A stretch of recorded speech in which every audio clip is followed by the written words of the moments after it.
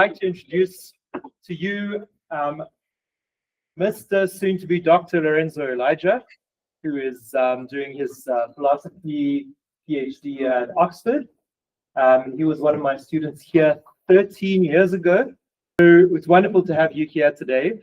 We really appreciate your time and expertise. And I'm going to hand over to you. In today's workshop, we're going to be discussing your ToK essay. My goal in this presentation is to give you some tools and some frameworks for approaching this so that you can take this admittedly quite complicated and big project, break it down, and hopefully get some better marks. So I'm going to spend just a brief remark explaining why this matters.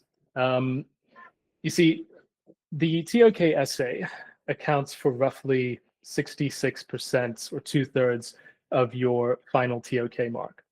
And as I'm sure most of you are aware, the ToK is an essential part of your program. So if you fail the ToK essay, odds are you're not going to pass your diploma. The good news, though, is that it's fairly straightforward. So my goal is you pay attention in this class, and hopefully it acts as a kind of insurance so that you just follow the steps and you're very, very unlikely to fail this essay. Like Adam mentioned, these are some of my credentials. Currently almost finished with my PhD at Oxford. I also have a master's degree from the London School of Economics, and proudly I am an alumnus of Red Hill, although it wasn't a IB school when I was there. You guys definitely had a bit of an upgrade. My teaching experience, I have taught at various Oxford colleges, including Christ Church, Merton, Queen's, and a couple others. I've also taught at the Oxford Institute for Ethics and AI. And the reason this is relevant to you is that what we do at Oxford is we primarily use essay writing as our means of instruction. So every week we get our students to write essays, and we spend each week trying to show them how they can improve that. So I know quite a bit about argumentative essays, and because I do philosophy, I'm also reasonably good at the sort of thinking that ToK requires. So my goal is to take that experience and use it to give you guys some helpful tools.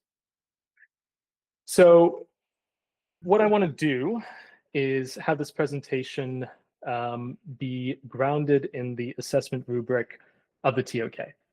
I included the little screenshot here, but it's a little bit small for you to read. So I would encourage you to look at the rubric at home when you get a chance, because what you'll notice is that there are roughly 6 main levers that you can pull to increase your marks in the ToK. These are the things that differentiate top band marks from good, rudimentary, basic, and so on. Including each one of these elements is a prerequisite to getting higher marks, and how well you execute on each one of these criteria will determine how high your mark gets. So this is the meat and potatoes of what you have to do well. And number one, you have to have a sustained focus on the title. So I'll show you how to decode and make sense of these essay titles so that you can do that. You need to effectively link your arguments to the areas of knowledge that you're going to be discussing. I'll show you a little bit about how to do that. You need to develop a clear argument. Now, Mr. Golding, has mentioned to me that this is something that some of you are struggling with, and I can completely relate.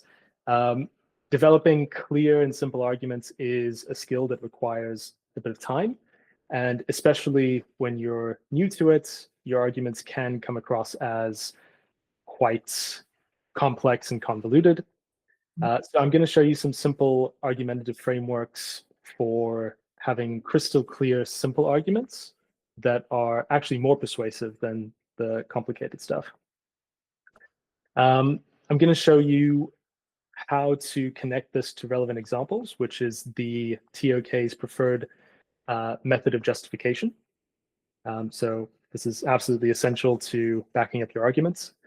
And then we're going to discuss how to evaluate different viewpoints when considering objections. Another thing that Mr. Golding mentioned is that sometimes when you are presenting objections, either you present a very weak, half-hearted straw man version of it, or you fail to take a very decisive position and refute the really strong objections that you put forward. So I'm going to give you a few tips on how you can approach that. And then lastly, consideration of implications.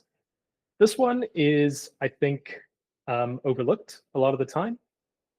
Students often forget that they need to explain what follows from their argument being right.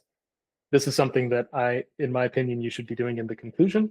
And you'll notice that it is one of the things that they include in the top band marks. So if you don't consider implications, you are artificially limiting the number of marks that an examiner can award to you. So that is the plan for this presentation.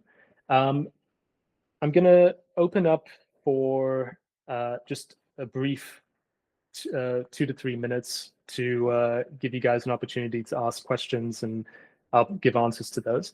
But if you have any questions about me or about the plan for this presentation, please feel free to ask them now before we dive into the content more deeply.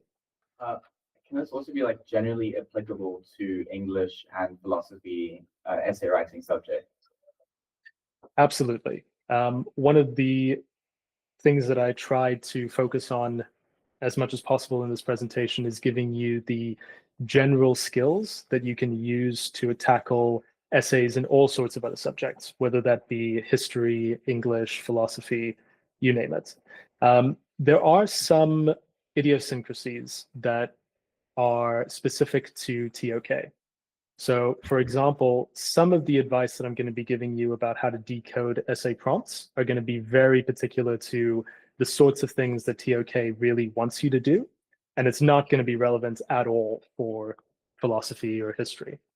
But things like how to formulate an argument, how to handle objections, those things will be generally applicable. Let's tackle how to decode the essay title.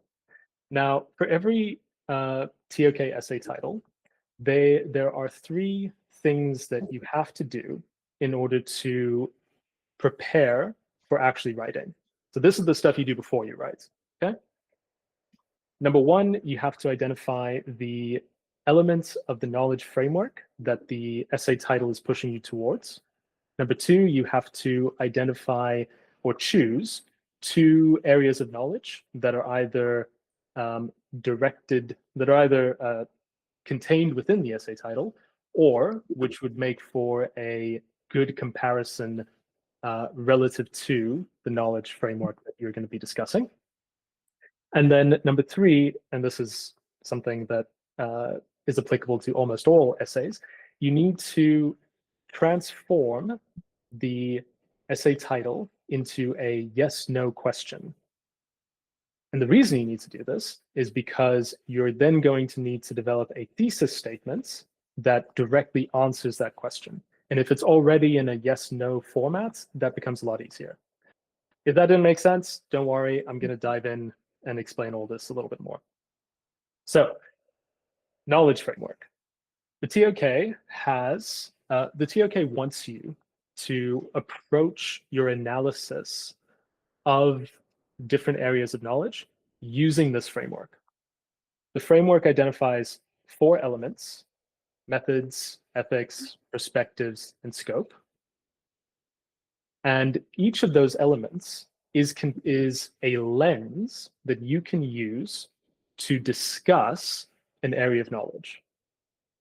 For example, let's say that we are trying to consider mathematics. That's one of the areas of knowledge that we'll be discussing. One of the ways that you can do that is you can ask, what are the methods and tools of mathematics, right? What are the procedures,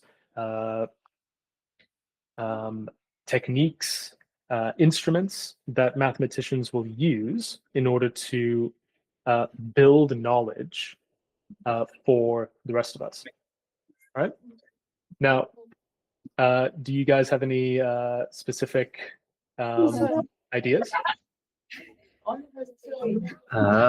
Sorry, I'm just trying to get the. Okay. There's like. Oh, thank you. I couldn't see it. Okay, sorry, Lorenzo, you can carry on. I was just trying to make the presentation bigger. Oh, okay, Okay, no, I was trying to show this. Thank you. sure. Okay, other one, not that one. So what I was going to say is that when it comes to mathematics, one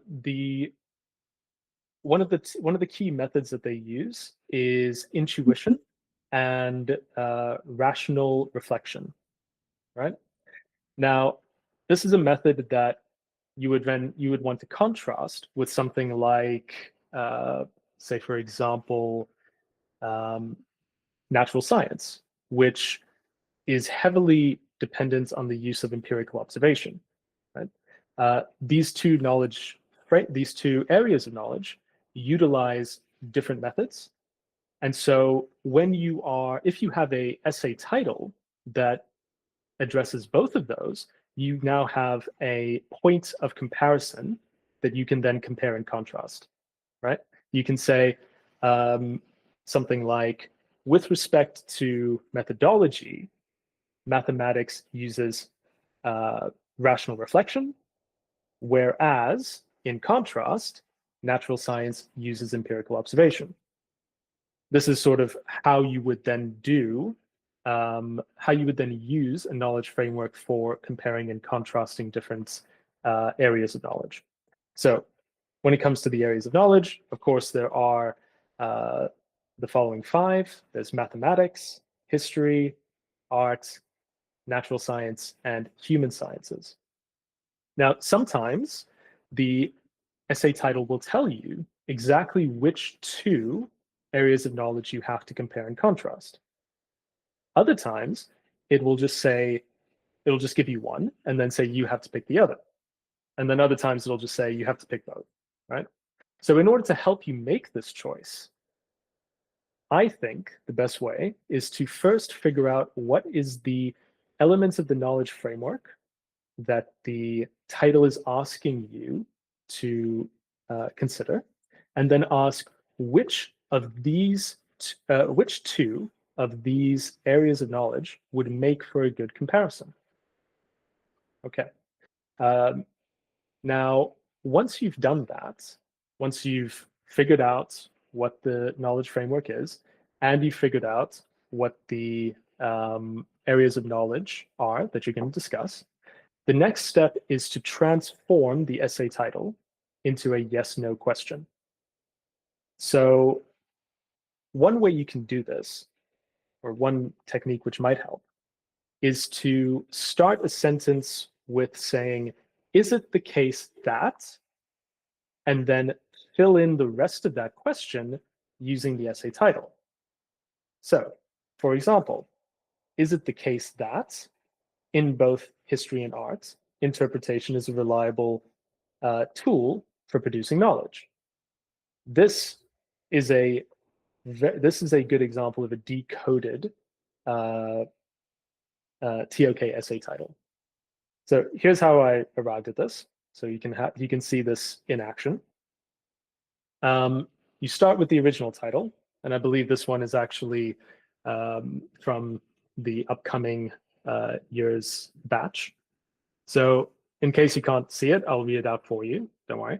It says, to what extent is interpretation a reliable tool in the production of knowledge? Answer with reference to history and one other area of knowledge. So if we look at this, we can see that it is asking us a question about methodology, right? Because it's asking about reliable tools. So we know that the elements of the knowledge framework that we need to discuss is methods. Secondly, it's saying we need to talk about history, but then it says it leaves open what the other area of knowledge is that we ought to discuss. So I asked myself, okay, interpretation, that's a method of discovering knowledge in history. What other knowledge, what other area of knowledge uses interpretation in a way that might be an interesting contrast with history? And so I picked art, right? Because art criticism is a big part of discovering knowledge in arts. Coming up with different interpretations of artworks is one of the ways that we can build knowledge in this way. And so I arrived at the yes/no question. Is it the case that in both history and art, interpretation is a reliable tool for producing knowledge? Okay, so that is how I would go about decoding essay titles.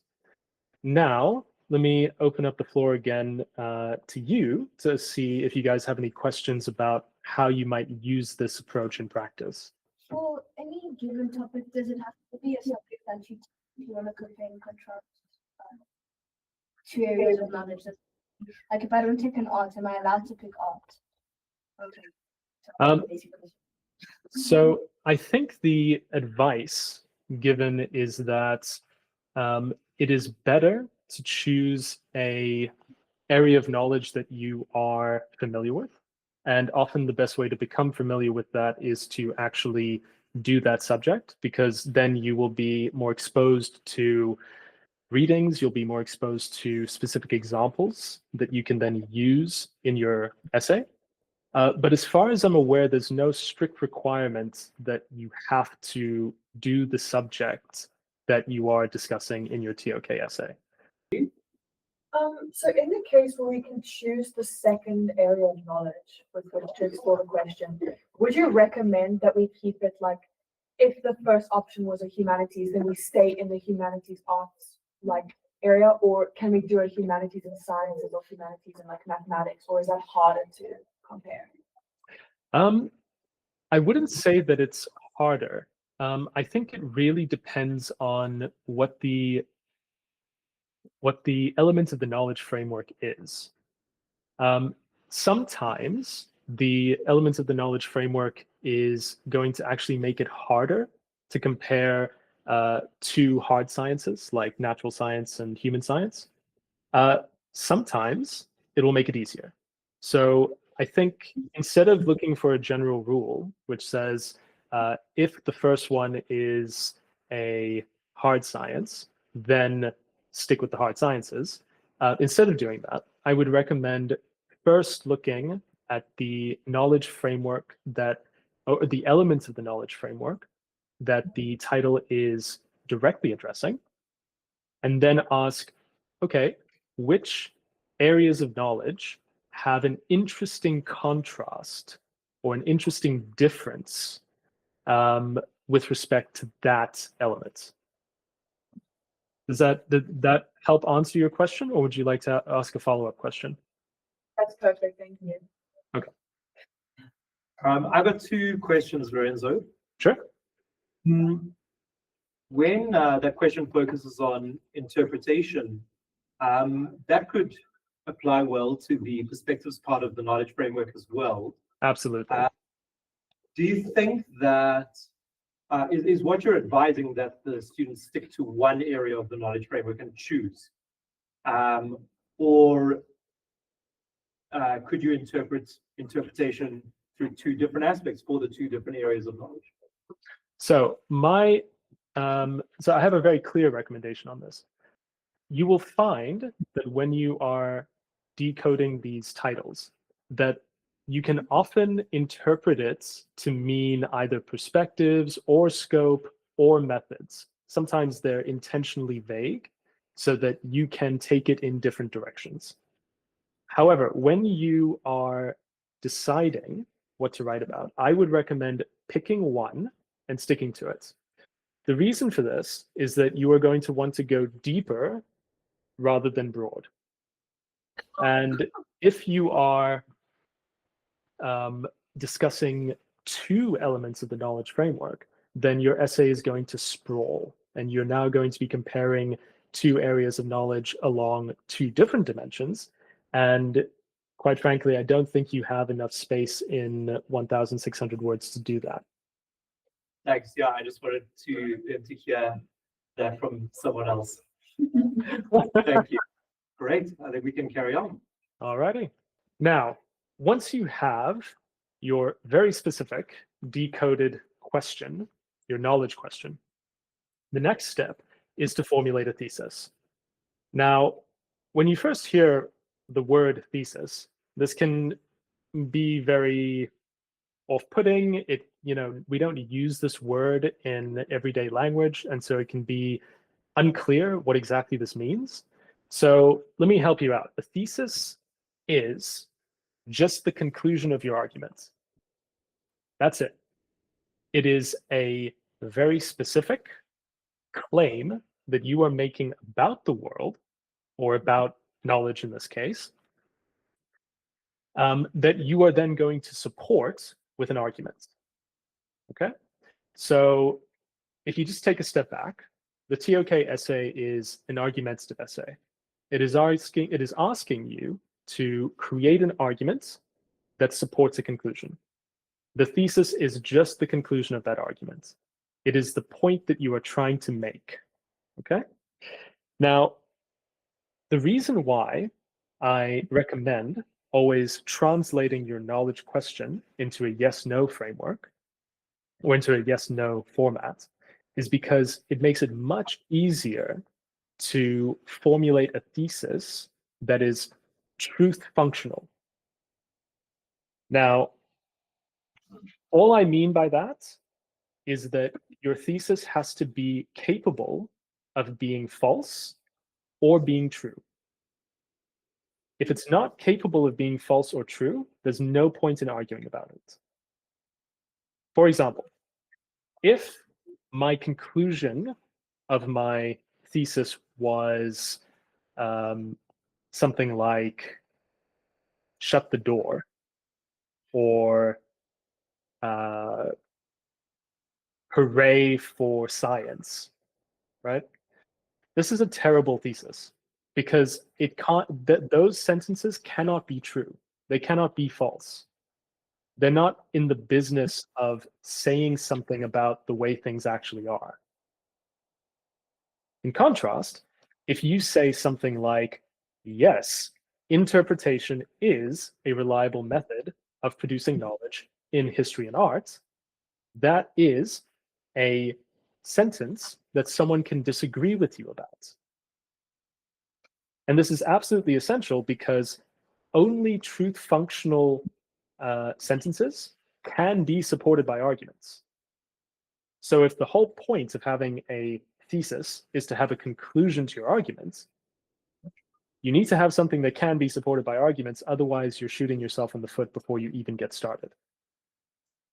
Now, when I say commit to a position, right, the reason I say this is because one way in which you can pick a terrible thesis is to say something like, yeah, sometimes interpretation is a reliable method, but sometimes it's not, and there's reasons on both sides, and you can really see it both ways. That's not really a definitive thesis position. That's not something that you can then support with an argument, because you're saying everything and nothing. So the big lesson that I want you to take away from this is that your thesis needs to be, number one, specific. It needs to be a definitive answer to your yes/no question. You need to commit to it. You can't then switch your mind. You can't then change your mind halfway through the essay, or develop a whole argument saying, yes, it's this way, but then at the end say, oh, but actually, there's this big objection which I don't know what to say about, and so, who knows, or it's up for interpretation, or both sides have points. Don't do that. Just pick a lane, pick a position, and commit to it. Okay, so that's my big spiel about crafting a good thesis. I'm sure that there are some questions you might have about this, so I'm going to open up for another round of questions. Please, any questions? This is incredibly important, so it's important that you get it right. Sophia. How do I make a decision? Because ToK is so incredibly broad. You could take it in so many ways. I find it hard to always stick to one decision and then pull it through the entire way. Like, is there anything you suggest to maybe make that decision easier? Yeah. So listen, this is a very important point, and it's something that you're going to discover in ToK, but it's also something you're going to discover in philosophy. I'll let you in on a little secret. It's also something that you're going to discover in pretty much any field or discipline once you get far enough. Okay. Like, for example, scientists disagree about the best interpretation of quantum mechanics. They have reasons for both sides, right? So the uncertainty is irreducible. And I want to be very clear. When you choose a position, you do not need to be 100% convinced about it.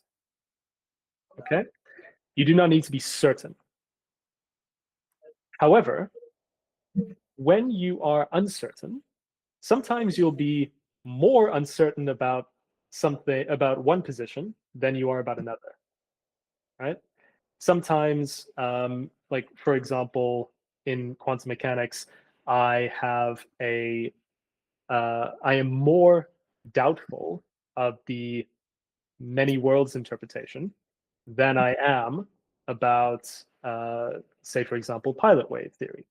I know that's a very controversial point, but just, that's my basic, that's the best example I could come up with on the fly. The points I'm trying to make, though, is that when you are trying to decide which position to take, ask yourself this question. Suppose that tomorrow I were to discover that position A were true. How surprised would I be? Then ask yourself a second question. Suppose that tomorrow I were to discover that position B were true. Again, how surprised would I be?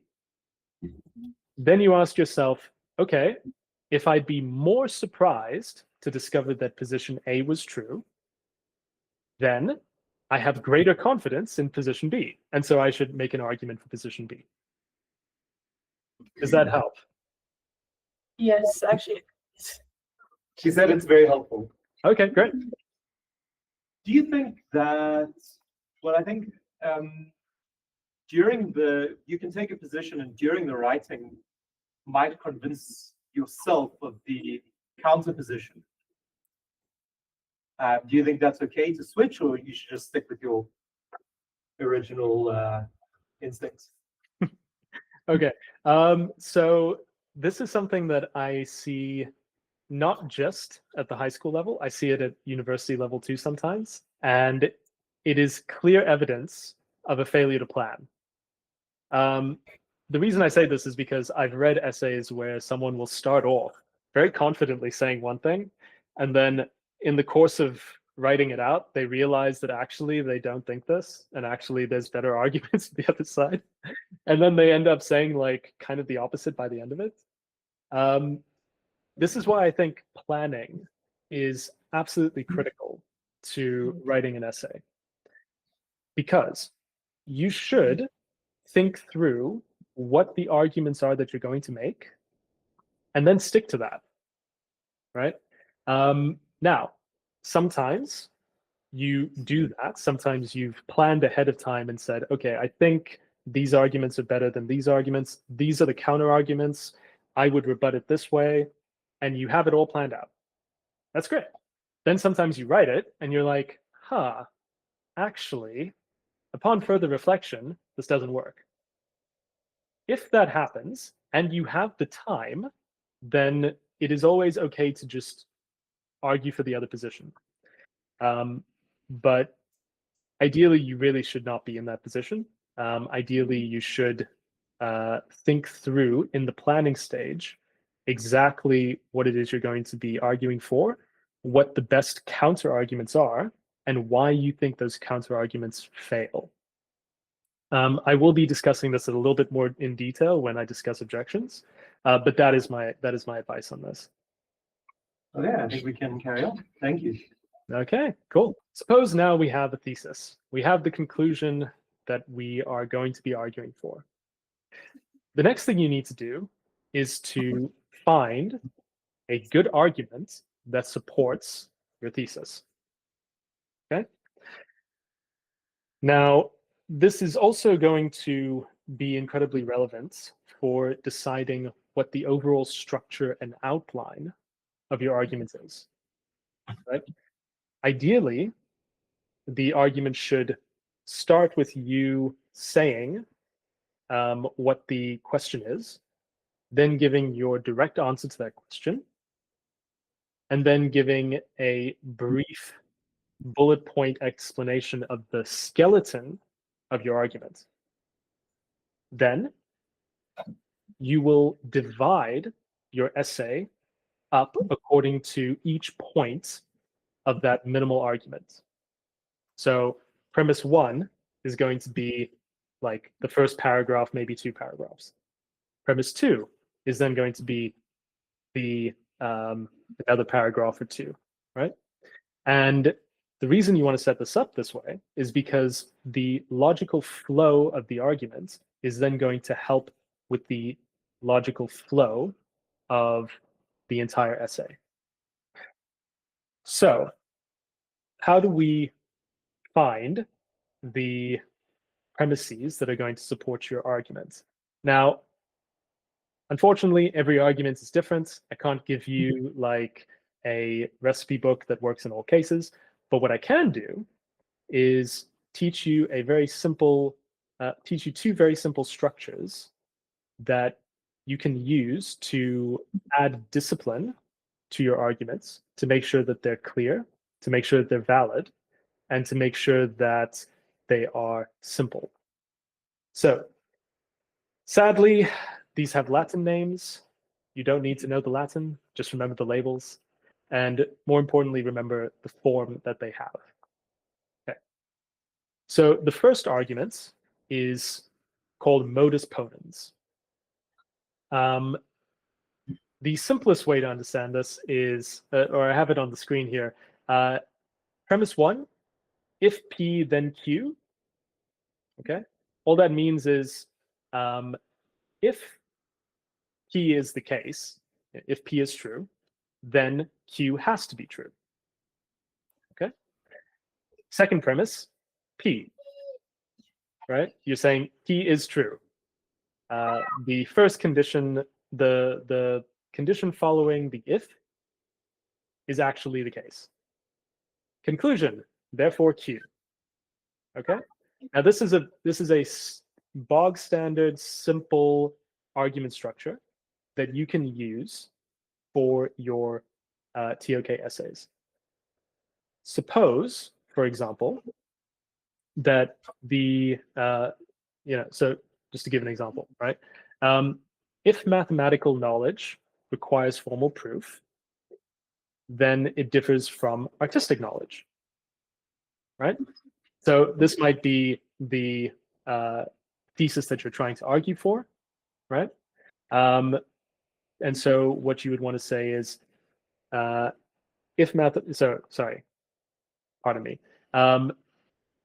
You would suppose that the thesis that you're trying to argue for is that mathematical knowledge differs from artistic knowledge. Okay. Then the first premise would be, if mathematical knowledge uses formal proofs, then it is different from artistic knowledge. Premise 2, it does use formal proofs. Conclusion, therefore it is different. Okay. A simpler argument that you might want to, that we often use in philosophy to illustrate this, is to say, if Socrates is a man, then Socrates is mortal. Premise 2, Socrates is a man. Conclusion, Socrates is mortal. Right? Another example we sometimes use would be in, just for illustrative purposes, would be if there is unjustified evil and suffering in the world, then God does not exist. Premise 2, there is unjustified evil and suffering in the world. Conclusion, God does not exist, right? These are bog standard, simple, and clear arguments that you can use to help formulate your outline. The details will then come in actually justifying each one of those premises. And we'll explain a little bit more about that when we talk about examples. But before I move on to the second argument structure as modus tollens, I just want to ask if there are questions regarding the first type of argument structure with modus ponens. Clear, it makes sense. You Okay. look familiar. Yeah. Okay, good. Okay, great. Super happy to hear that. When I was at Red Hill, we did not teach logic, and it was very sad. We were confused all the time, so I'm glad that that's changed. Okay, so glad you guys have modus ponens. Now, I'm going to now teach you something which I don't know if you know, but if you don't, this is really cool. It's called modus tollens. And if you've heard of the old saying that you can't prove a negative, that's false. Modus tollens shows that you can. Okay, so here's how it works. You say if P, then Q. That's the premise 1. Premise 2, not Q. Therefore, not P. So that's confusing. Yeah, I just don't understand. If P then Q, why not Q? I don't know. It doesn't make sense. Let's hear an example, and then it will make more sense. Right. Okay. So let's use the example. Let's use the classic example that we often use to teach this. So suppose I say, if Socrates is a man, then Socrates is mortal. Suppose then I say Socrates is not mortal. What is the conclusion that has to follow? Well, you have to conclude that Socrates isn't a man. Now, here's why. Suppose I reformulate that and say all men are mortal, right? So there's no single man that isn't immortal. Then I tell you that actually Socrates is not immortal, right? He doesn't count. The only logical conclusion that you can draw is that, oh, well, then he can't be a man, right? He has to be something else. Maybe he's a demigod. Maybe he's an alien. Maybe he's an angel. Who knows, right? But I know that based on the fact that he's not immortal, that he's not a man, and I know that because premise 1 told me that all men have to be mortal. The same applies with modus tollens, where I say for example, if there is evil and suffering in the world, then God does not exist. Then I say, premise 2, God does exist. Conclusion, well, then there mustn't be any evil and suffering in the world. Because now evil and suffering has been made impossible due to the fact that A, God exists, and B, his existence makes it the case that evil and suffering in the world is impossible. Does that explanation help, or would you like me to dig a little bit deeper? That makes sense. Thank you. Okay, so what I hope this goes to show, and I think this is how I'm going to tie it back to the ToK, is that you can take a negative position on your knowledge question. You can say, no, interpretation is not a reliable method, or it is false that interpretation is a reliable method for producing knowledge in arts and history. And then you can create a valid argument arguing for the negative. You can prove the negative. Okay, so do not feel like you have to take a positive position on a particular issue. Um, logic is flexible. You can take a negative on that. Does that make sense? Yeah. We got two questions, Lorenzo.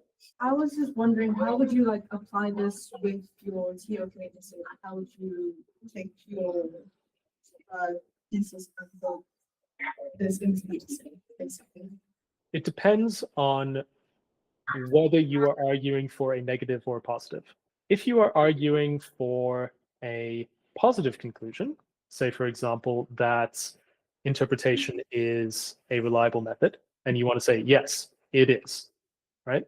Then what you would want to say is you would want to start with a premise one that sets up an if-then statement. So perhaps it would be something like, if artists and historians can arrive at consensus positions on contested issues, then interpretation is a reliable method of justification. Premise two, artists and historians can arrive at consensus positions on various issues. Conclusion, interpretation is a reliable method for producing knowledge. So that's one example of how you would do this. You would say you basically have to set up the success conditions beforehand, show that those success conditions are met, and then your conclusion follows. The work is then in justifying why that success condition is a reasonable one, or two, justifying why you think it holds. Was that explanation clear, at least for modus ponens? Yes, thank you. Okay, now, when it comes to modus tollens, right, this is how you would do it if you want to argue for a negative. So suppose you want to say that no, interpretation is an unreliable method, right?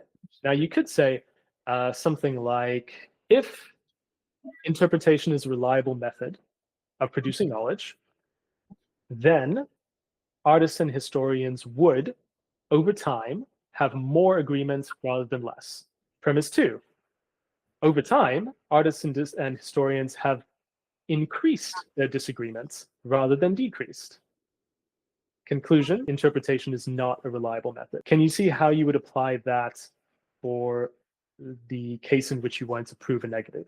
Yes. Are there any follow-up questions about these two structures, or would you guys prefer more examples of how you might use it? With modus tollens, where P, if P then Q, does the entirety of P have to be reliant on Q and vice versa? Like the entire concept of P and the entire concept of Q need to be completely conditional on one another for modus tollens to work? Or can it be like sections of each concept, or is it the concept in entirety? The correct answer to that question is going to depend on how on exactly what you mean by it. So I'm going to give you what I think you meant to say, and then you can tell me if I hit the mark, and then we can go from there. So when you asked, does it have to be that the entire concept of P depends on Q? What you could mean is to say, is it the case that all P's have to be associated with a Q? Is that what you meant? Yeah, essentially. Yeah, so yes, that would be the case, because what this statement is saying, if you just dig into the hood, is it's saying if there is such a thing as P, then there has to be a Q. Another way of thinking about it, of all the different ways that the world could be, right? Some of those ways have P's in them, right? And all the worlds that have a P also have a Q, right? Now, the reverse doesn't need to be true. You could have some worlds that have Q, but don't have P in them. That is entirely possible, and nothing about the if P then Q structure requires that for every Q world, there is also, for every world that has a Q, there is also a P in it. But the reason this is relevant for modus tollens is you can tell that if there isn't a Q, then there isn't a P. This is obviously very abstract when we're just talking about propositions, but to make it a little bit more concrete, you might say something like, every world that has water in it also has hydrogen. So you can say something like, if there is water, then there is hydrogen. Why? Because water contains hydrogen. It's H2O, right? Yeah. But notice that you could have a world that has hydrogen, but doesn't have any water. Yeah. Right. So you could think, so like, suppose you then say P is water, Q is hydrogen. If water, then hydrogen, right? No hydrogen, therefore no water. But suppose I say, okay, if water, then hydrogen, no water, therefore no hydrogen, that argument would be invalid. Another way to think about it, going back to something we discussed towards the beginning of the year, if P then Q means that P is sufficient, but not necessary for Q. And then I have a follow-up. So then how would you go about particularly subjective material? I know like subjectivity and objectivity is a very complex issue, but like for instance, if you wanted something with like to do with beauty or something that was purely based on the knower, how would you go about it in the tolerance? The way in which you would do it subjectively, so first of all, there is a lively debate about whether beauty is objective or subjective. You don't need to take a position on that, okay? But assuming that you took the view that beauty is subjective, how would you then use modus ponens and modus tollens for this argument? The way you would do it is you would make the truth relative to a particular person, or relative to a particular community, or relative to maybe a tradition, right?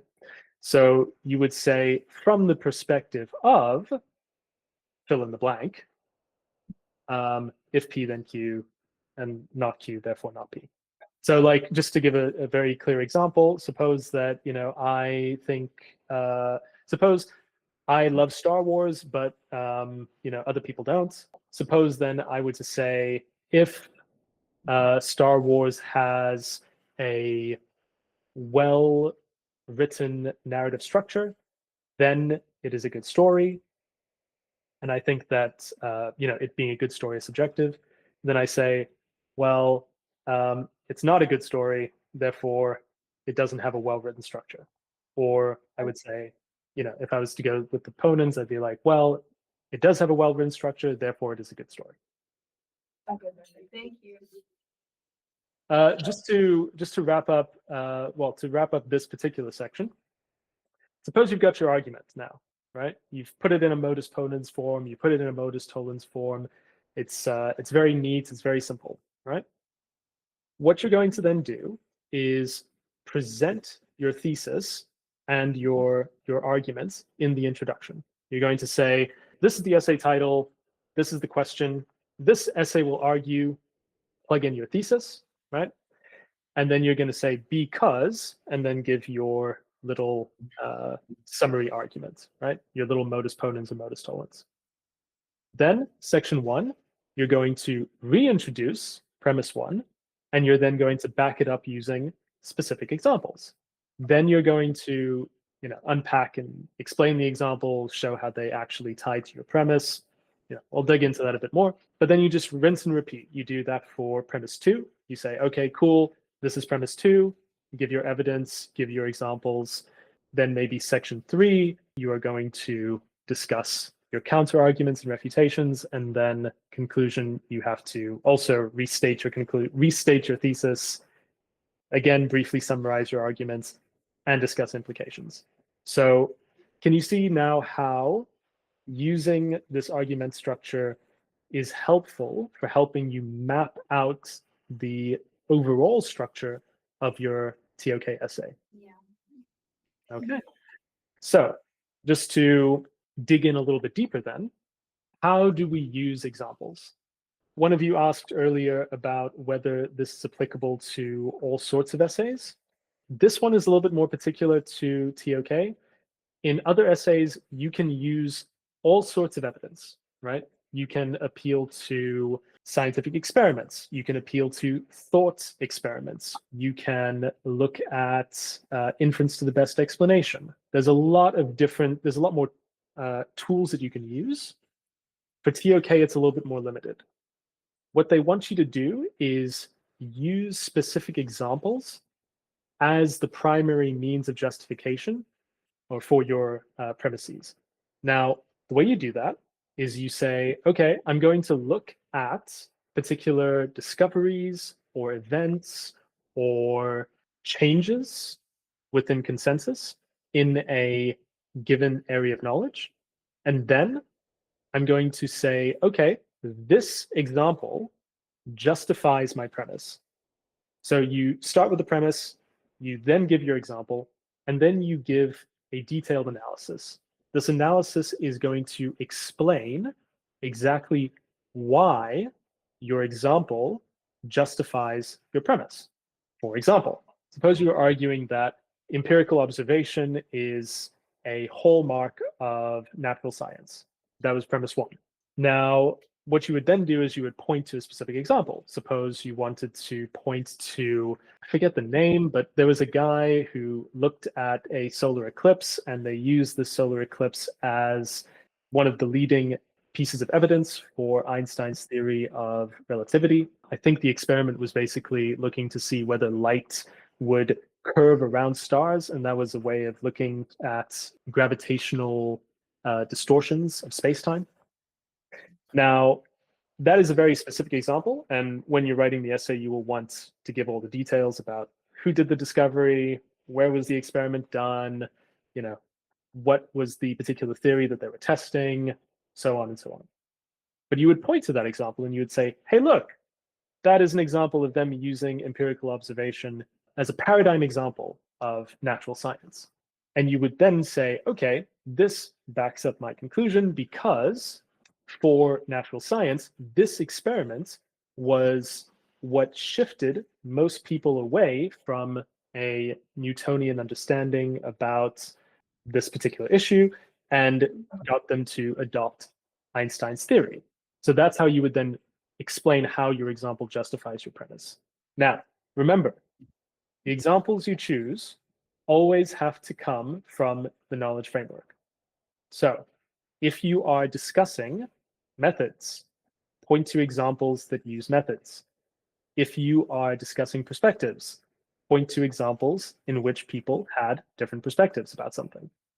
Same goes with ethics, same goes with scope. Always point to examples that are relevant to the elements of the knowledge framework that the essay title requires. The reason this is important is because it does two things. Number one, it ties your area of knowledge examples to the knowledge framework. And number two, it ties the entire thing back to the essay title, which, if you remember from the rubric, or my summary of the rubric, focusing on the essay title is absolutely critical to getting good marks in this assignment. So, are there any questions about this before we move on? Or is this nice and clear about how you would use specific examples for evidence? Where possible, would you recommend that we use real world examples instead of thought experiments? Like, I don't know if you know the experience machine, but if there was evidence to show that people prefer to be in VR headsets than like in real life, should we use the actual evidence rather than the thought experiment itself? That's a great question. So if you're doing philosophy, feel free to use the thought experiments. If you are doing the ToK essay, always stick with the real world examples. So if there is a particular study that shows people prefer to be in VR headsets than not, then cite that specific study. Always talk about when it was published, what context, who published it, those sorts of details. The general point is that the ToK essay does not count thought experiments as the sort of justification that they are looking for your assessment. And one more question. Would you suggest using really obvious real world examples like Hitler or the Bible or the atomic bomb?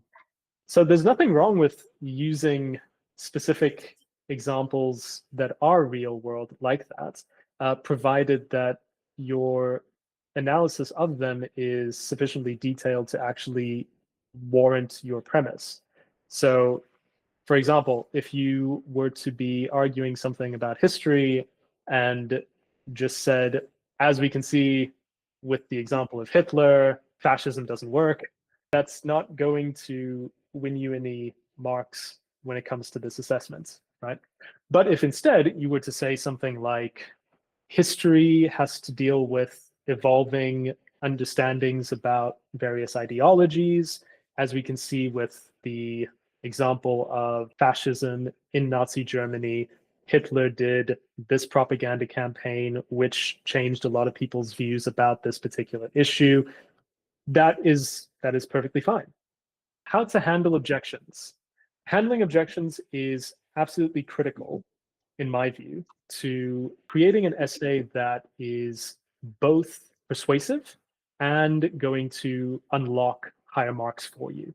And I think that, this is something that many people really fail to do well. And so if you can handle objections well, you are going to already be in a better position than most of the other people who your examiners are going to be marking. So why strong objections matter? The reason you want to give strong objections is because it shows that you are taking seriously the perspectives of others. This is important because, the ToK rubric demands it, but also it is really important for the overall persuasiveness of your essay. If you fail to address objections at all, then then your reader is going to be wondering, this guy wants me to agree with him, but I have this thing in the back of my head that says, what about that? And then he never talked about it. And so I have this unanswered question that was never addressed, and so I can't agree with it. On the other hand, if you do address objections, but you do so in a very half-hearted way, or you do so in a way that you don't take the objection seriously, then the reader is thinking, well, hold on, that's not my problem, right? Like, you've misunderstood the reason I disagree with you. And so, your discussion of it did nothing to move me towards agreeing with you. Also, it shows that you have considered the strongest objection and you think you're right anyway. If you can then show why, that then increases your reader's confidence in your conclusion. So how do we do this? The first thing is you need to pick objections that are relevant to your arguments. This is absolutely important because if you don't, there are obviously all sorts of objections that people could have to your argument. And if you allow yourself to be distracted by all of them, your essay is going to be way too long. The way you make it more targeted and choose relevant objections is you look at your arguments, right? You look at the premises of your arguments, and then you ask, okay, what reason could someone have to disagree with my premise?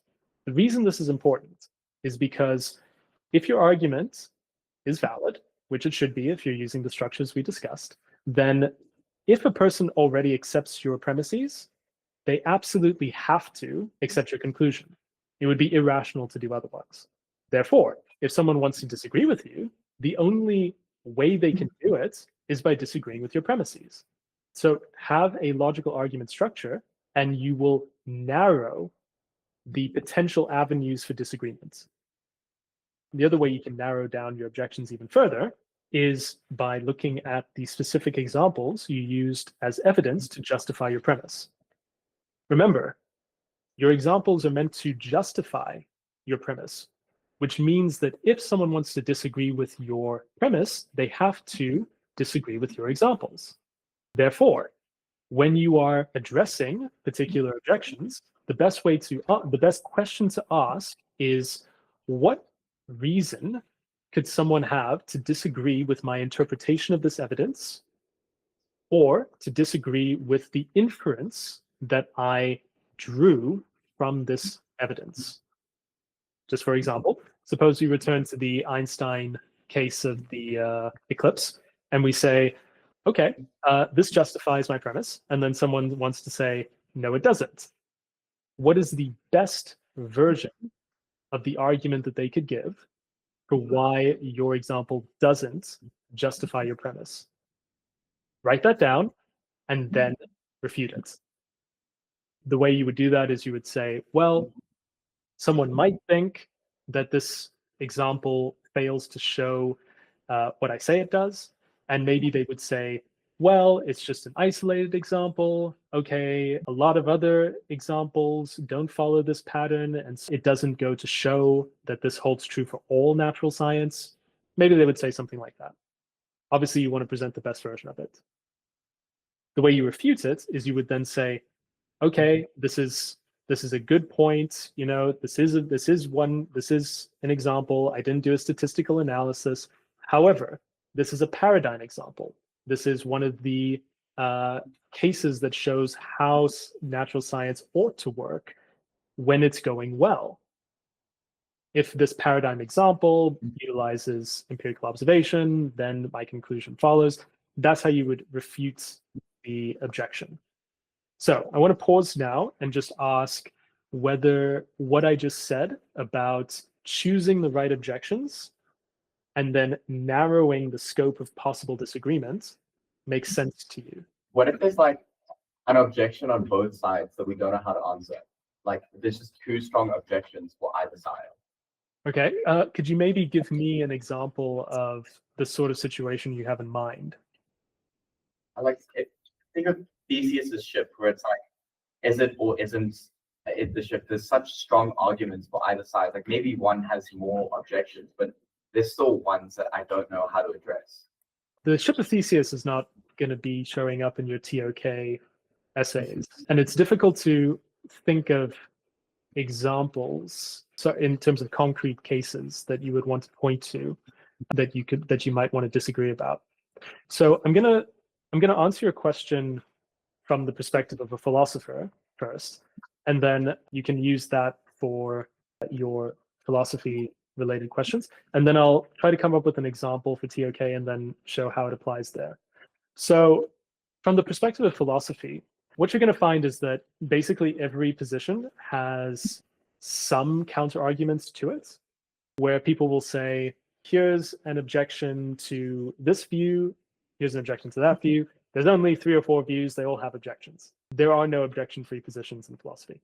So what then happens is you will say, okay, for each one of those objections, there are assumptions that are baked into them.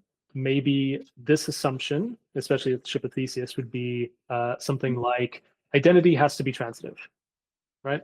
Or maybe another assumption would be something like identity has to be a one-to-one relation. Or maybe it would be something like composite objects can have fixed identities across time. Or, you know, maybe composite objects have a reality of their own, right? That would be another assumption.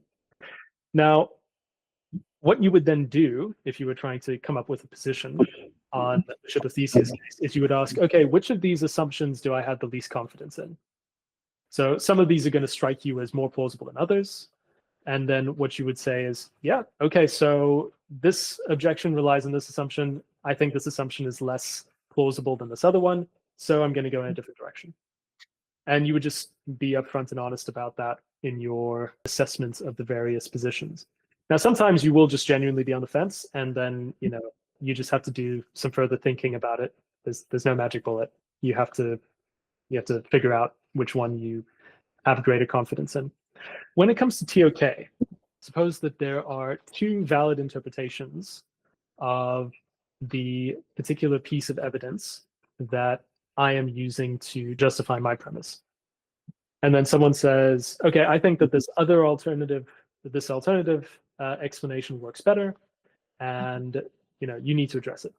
So what you then want to do is you want to ask, there are 2 competing explanations for this particular piece of evidence that I'm using. Which explanation better predicts the evidence? Ideally, your position does.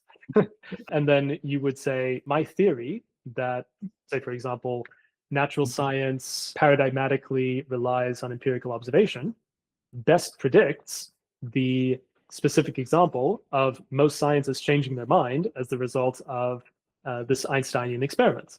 Then someone else could say, oh, well, I think it's, this other alternative explanation exists. And you could say, yes, it does exist, but it does a better job of explaining this evidence. And so we should have greater confidence in my position. Does that make sense? Yes, thanks so much. The last piece of how to craft a good ToK essay is that you need to consider the implications. Now, again, critical rubric requirements. If you don't do this, then you are artificially limiting the marks that a examiner can give you. Okay? So it's really important to consider implications. Here's how you do it. What I want you to do is ask the following question. What would the world look like if my thesis were false? You invert it. You say, look, I've been arguing that this particular conclusion is true. And then you ask yourself, okay, but what would reality be like? Or what would the production of knowledge be like if I was wrong? And then you simulate that in your head and you ask, okay, well, let me use a concrete example. So suppose that I've been arguing that interpretation is a reliable method for producing knowledge. Now, suppose that I'm wrong. Now, if I'm wrong, then that means that a whole bunch of art criticism is just a waste of time. It would mean that our efforts of interpreting historical figures is a waste of time. It doesn't actually produce knowledge. That knowledge isn't reliable or useful or anything like that, right? And maybe an implication of that would be, oh, we ought to fire a bunch of history professors. We ought to do a lot less art criticism because why would we, right? So then second step, you ask, okay, so now if my thesis is true, then all those things aren't the case, right? So it means that, yes, actually, our practice of art criticism is justified. Actually, the loads of books that we've written about how to interpret these historical events, good use of time. Then you just state those implications explicitly. You say, okay, an implication of my argument is that the salaries we're paying to history professors is worthwhile. The jobs that are currently being occupied by art critics is money well spent. These are the sorts of implications that you would draw on. Now, when you have that in place, the next thing you're going to do is you're going to consider what implications this will have for different people, different stakeholders within these areas of knowledge. So you would ask, okay, for people who produce knowledge, what does it mean that interpretation is a reliable method? Well, it means that they can go on using interpretation. It means that they shouldn't abandon it. Maybe they should lean more into it. What does it mean for knowledge transmitters? Well, perhaps it means that they have better justification for discussing competing interpretations, right? Because this is actually useful. It's actually helping people. Maybe for knowledge users, well, maybe it's a good idea to understand various interpretations of the same thing. Maybe this is something that I can use to help me navigate the world more effectively. That is how you would utilize this inversion method of asking what would be the case if my thesis were false, in order to discover what the implications of your arguments are. Are there any questions about this point? Where in your essay do you include your implications? Great question. You do it at the end in the conclusion. Okay. So the overall structure should be something like introduction, defense of my first premise, defense of my second premise, defense of your third premise if you have one, consideration of objections, refutation of objections, and then you discuss your implications in your conclusion. Thank you. just to land this plane, before you start writing anything with your ToK essay, you need to look at the title, spend some time decoding it, ask yourself, what is the knowledge framework elements embedded in this title? What are the areas of knowledge that would make for good comparison? And then formulate it into a yes/no question. Then you're going to then give a direct answer to that yes/no question. That will be your thesis. Then you ask, okay, what is the minimal valid argument I can use to justify this thesis? Use either modus ponens or modus tollens or something equivalent, right? Use that as the argument that you include in your introduction, then expand and justify each of those premises in your main body, justify them using specific examples as evidence, and then consider objections that would mostly count as refutations of your use of that evidence or alternative interpretations of that evidence. Then wrap things up with a conclusion that asks, okay, what follows if I'm right? And what would be the case if I were wrong? Now, the reason this is going to be helpful for you is because this is going to help you pull the levers we discussed. It's going to help you have a sustained focus on the title. It's going to help you effectively link everything back to the areas of knowledge, have a crystal clear argument that's nice and simple, easy to follow. Use specific examples because that's how you're going to justify your premises. And it's going to help you consider implications and evaluate viewpoints, both in your objections and in your discussion of the implications and the conclusion. So when all the boxes are ticked, then it really is a question of just improving the quality of the answer to those particular boxes. So making sure that your examples are nicely detailed, making sure that your considerations of objections is steel-manned rather than straw-manned. That's what's going to really make the difference.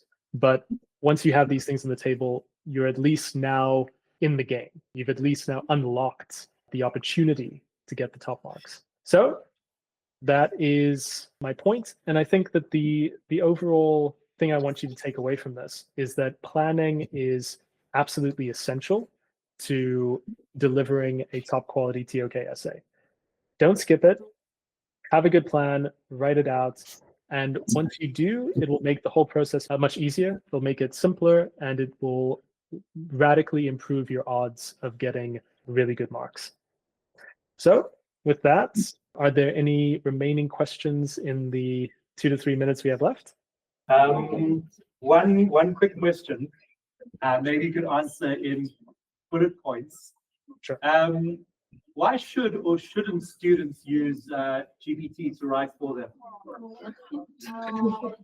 I would say that the main reason you don't want to, there are two reasons you shouldn't use GPT to write for you. The first one is that the writing tends not to be as good as you could make it yourself. So you really are just artificially losing marks because you could do better. Now that might change as AI gets better and better, but I would say definitely right now, the performance just isn't there. The second point is that one of the things that you are doing when you learn how to write a good essay is you're learning how to actually formulate a good argument. And that's good for two reasons. Number one, it actually helps you have more justified beliefs about the world. Because if you haven't actually thought through why you think what you think and why you believe what you believe, then you're just more likely to be wrong. And I don't think we want to be wrong. And then the second one is that, essays are actually a really good introduction into the science and art of persuasion. Your main purpose here is to actually convince someone that you're right. And that's really useful. Like if you want to do law, if you want to have a business, you're going to have to convince people to do what you tell them to do. And, essays are not sufficient, but they're a really good starting place to start honing that skill. And so I think you really just do yourself a disservice when you say, okay, I'm not going to bother learning this. Let me just get ChatGPT to do it, or Claude, or Grok, or whatever. There's some incredibly valuable stuff that was shared with you today. Different perspectives and ways of approaching this difficult and big task. So a huge thank you to you, Lorenzo, for your time today and your expertise. Thank you. Thank All right. Have a great day, guys. Bye-bye. you.